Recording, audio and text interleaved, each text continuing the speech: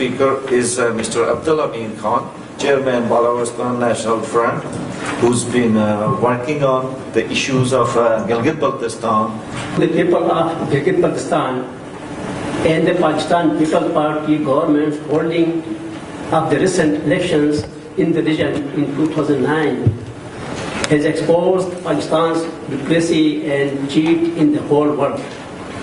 The Pakistani rulers had prepared the so-called package under the supervision of a federal minister, keeping all powers with themselves, and then staged the drama of the elections for their own vested interest by violating the United Nations resolutions of 13 August 1948 and all other resolutions. The government of Pakistan had completely kept the people of Gilgit-Baltistan in the dark while preparing the package. It also kept the indigenous people away from the election process. Parties from Karachi, Pakistan, Lahore, Pakistan, Ladkhana, Pakistan, and Peshawar, Pakistan were brought in and provided with all sorts of facilities for interfering in the elections. Millions of rupees were also distributed among the voters to rig the elections. On the other hand, leaders and activists of the only nationalist parties, there's Gilgit-Baltistan Democratic Alliance, consisting of Balochistan National Front, Karakoram National Movement, and Gilgit-Baltistan United Movement, were put behind bars or somewhat expelled from the region on 13 October 2009, just before the elections. They could not take part in the polls on 12 November 2009.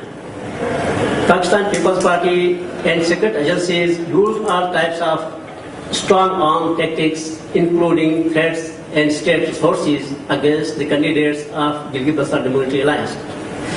The example of one of the constituencies of Yasin, where the Pakistan People's Party is allegedly distributed 70 million against the candidate of Balochistan National Front, a coalition partner of GBDA, Gilgit-Baltistan Democratic Alliance, which is the nationalist party's alliance, which doesn't accept the Pakistani occupation. Much more money was used by secret agencies against the nationalists.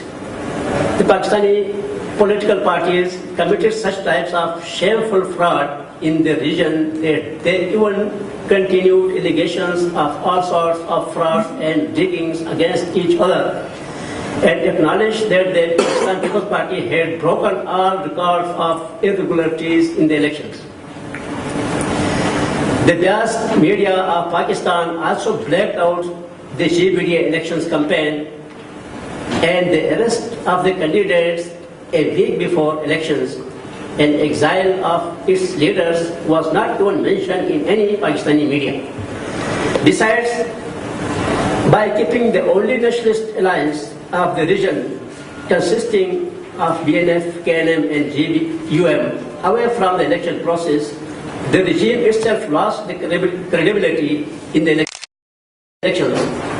Though Pakistan had left no room for the political parties of Gilgit-Baltistan to play their role in the political process, the BNF and its allies in the Gilgit-Baltistan Democratic Alliance decided never to leave the political and democratic struggle for the freedom of the 2 million people of Gilgit-Baltistan.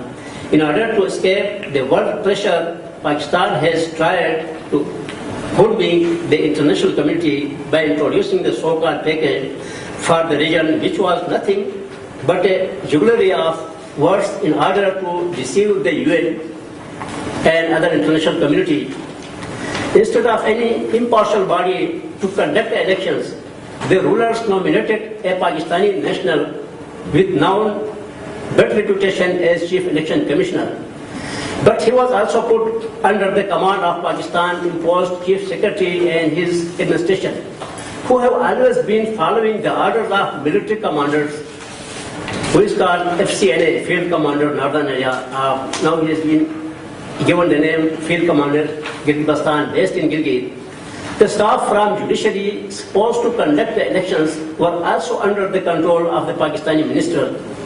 For the 24 seats of the so-called assembly, PPP, PML and PMLQ, Jamaat Ulama Islam, Muttahida Qawmi Movement, with the full support of secret agencies and Awami National Party, had fielded candidates, while according to the UNCIP resolutions, Pakistan has no legal right to establish its parties in this disputed region like other parts of Jammu and Kashmir.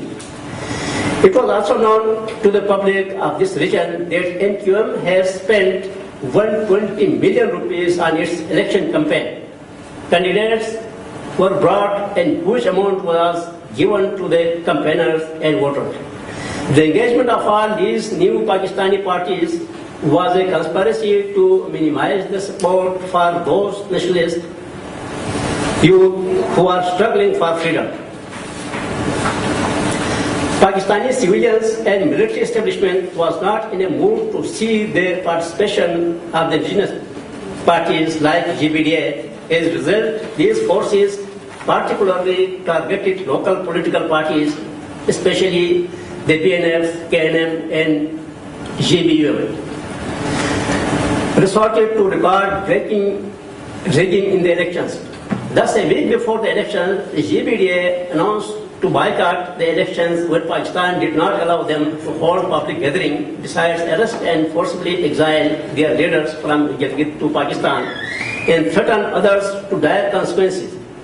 Therefore, the so-called assembly, based only on pro-Pakistani parties, has been formed through a bogus elections without the representation of the parties of this disputed region. It would have no legal and constitutional status in the eyes of the law. And Gilgit-Baltistan Democratic Alliance, the GBDA Alliance, believes that any law this bogus assembly legislates in the future would have no validity for the people of the region. We the people of Balochistan, means the people of Gilgit-Baltistan and Chitral, reject this new Pakistani package and its elections, though this package has not been given to Chitral because it has been permanently occupied by Pakistan. Because this has created more deprivation, lack of justice, and snatched our resources, political rights, and freedom than ever.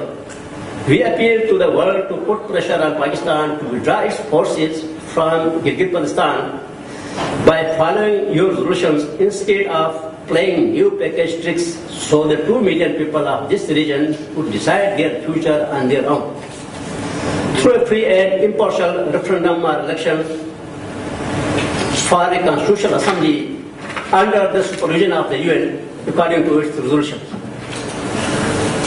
Thank you very much.